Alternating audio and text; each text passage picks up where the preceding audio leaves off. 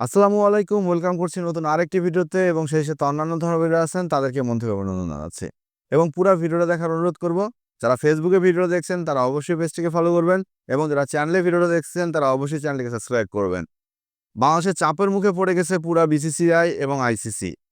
আর BCCI এবং আইসিসির মধ্যে কোনো পার্থক্য নাই, এইটা নিয়ে যখন সারা পৃথিবীতে তোলপাড় চলে আসে, যখন আইসিসি এবং ভারতের বিপক্ষে কেউই দাঁড়াইতে পারতেছিল না, যখন দুই সংস্থার একদম পারস্পরিক বৈধতাটা একদম প্রকাশ্যে চলে আসছে, তখন বাংলাদেশ মনে হয় সবার ঢাল হয়ে দাঁড়াইলো।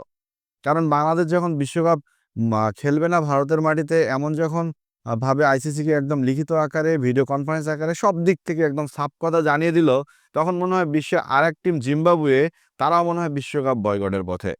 তো এমন যদি টিমগুলো হয় তাহলে ভারতে গিয়ে তো কেউই খেলতে চাবে না।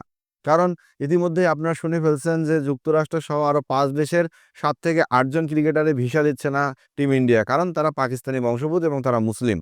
তাহলে টিম ইন্ডিয়া কি করতে যাচ্ছে বা ভারত কি করতে যাচ্ছে?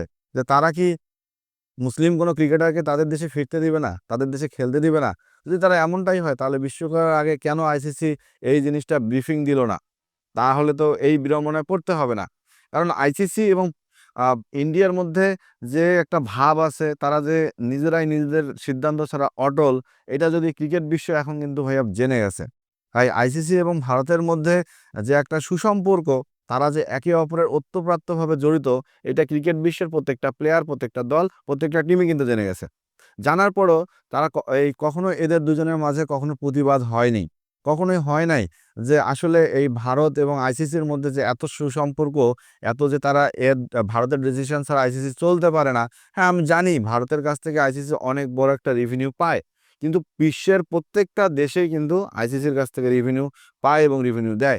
সেখানে আইসিসির কিন্তু একটা রুলস আছে। সেই রুলসটা হচ্ছে আইসিসি নিরপেক্ষ থাকতে হবে। কোনো রাজনৈতিক সংগঠনের সাথে জড়িত থাকতে পারবে না, কোনো দেশের রাজনীতির সাথে জড়িত থাকতে পারবে না এবং কোনো দেশকে একাকিত্বভাবে সাপোর্ট করতে পারবে না। সেখানেই যেন ধরা খেয়ে গেছে আইসিসি। ভারতকে এককভাবে সাপোর্ট দিতে গিয়ে এখন পুরা বিশ্বের আলাদা নজরে আইসিসি পড়ে গেছে। কারণ সেখানে অস্ট্রেলিয়া বলেন, ইংল্যান্ড বলেন, সাউথ আফ্রিকা বলেন, প্রত্যেকটা দেশের কথা আইসিসিকে নিরপেক্ষতা হইতে হবে। তার মানে আইসিসি খুব চাপে পড়ে গেছে এবং চাপটাই শুরু হয়েছে মনে হয় বাংলাদেশকে দিয়ে। দেখেন, বাংলাদেশ থেকে কিন্তু আইসিসি অনেকটা রেভিনিউ পায় এবং বাংলাদেশকে অনেকটা রেভিনিউ দেয় এবং বাংলাদেশের সাথে যদি আইসিসির আ বিশ্বকাপটা খেলা না হয় তাহলে আইসিসিরই কিন্তু কোটি, কোটি টাকা লস হবে। সেখানে কিন্তু আইসিসি একটা বিশাল ক্ষতির সম্মুখীনে পড়বে বাংলাদেশের থেকে।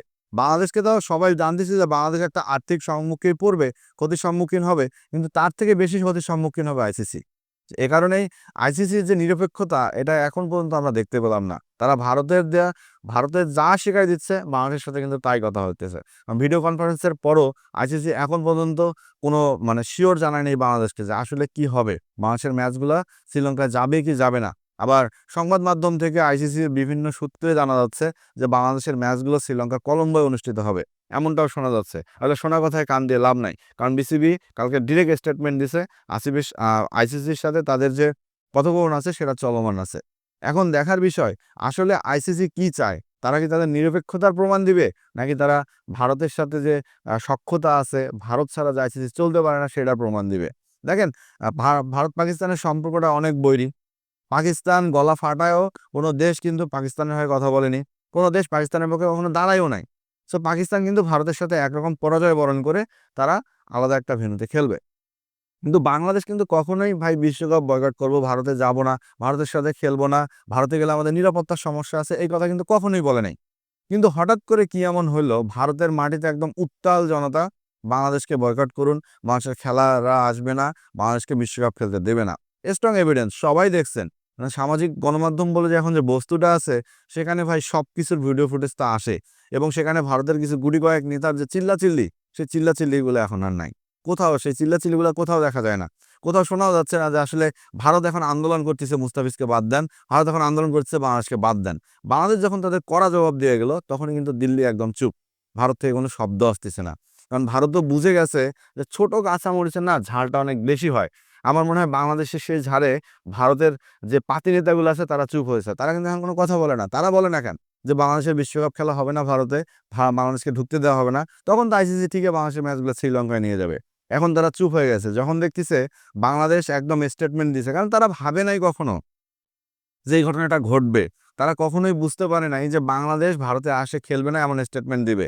কারণটা হচ্ছে কি, তারা হয়তো ভাবছিল আয়ারল্যান্ড, জিম্বাবুয়ে, আপনার ইউএসএ, নেপালের মতো বিশ্বকাপ খেলতে পারলেই বাংলাদেশ মনে হয় খুশি। সো বাংলাদেশ ভারতের মাটিতে এসে খেলবে, এটা তাদের জন্য অনেক সৌভাগ্য হয়ে যাবে। কিন্তু আসলে ব্যাপারটা তা না। বাংলাদেশ খেলার মতো খেলবে। হ্যাঁ, হারবে হয়তো, বাংলাদেশ খারাপ খেলে হারতে পারে, ব্যাটাররা পারফরমেন্স খারাপ করে, বোলাররা খারাপ, কিন্তু বাংলাদেশ ভাই আইসিসির একটা পূর্ণ সদস্য দল। সেই দলের মধ্যে একটা খেলার একটা মানসিকতা আছে, শিরোপার একটা মানসিকতা আছে। কিন্তু সেইখানে ভারতীয়রা নোংরা একটা রাজনীতি ঢুকাই দিয়ে বাংলাদেশের সাথে ভারতের ক্রিকেট সম্পর্কটা একদম নষ্ট করে দিল। এমন সম্পর্ক ভারতের সাথে আমাদের ছিল না। ভারতের সাথে ক্রিকেটের সম্পর্কটা আমাদের অনেক জোরালো ছিল। ভারত বাংলাদেশে আসতে কোনো নিরাপত্তার সমস্যা হয়নি। বাংলাদেশ কয়েক বছর পর পর ভারত সফর করছে, সেখানে কোনো নিরাপত্তার সমস্যা হয়নি। বাংলাদেশের ক্রিকেটাররা আইপিএল খেলছে, কোনো সমস্যা হয়নি। তো হঠাৎ করে যে ঘটনাকে কেন্দ্র করে বা যে কাউকে কেন্দ্র করে আজকে ভারতের মানুষকে ফুলাই দেওয়া হইলো রাজনৈতিক নোংরা কারণে, এটা ভাই ভারত এবং বাংলাদেশের ক্রিকেটীয় সম্পর্কটাকে একদম নষ্ট করে দিল। এটা আপনি মানেন আর না মানেন, এটা আপনাকে স্বীকার করে নিতে হবে।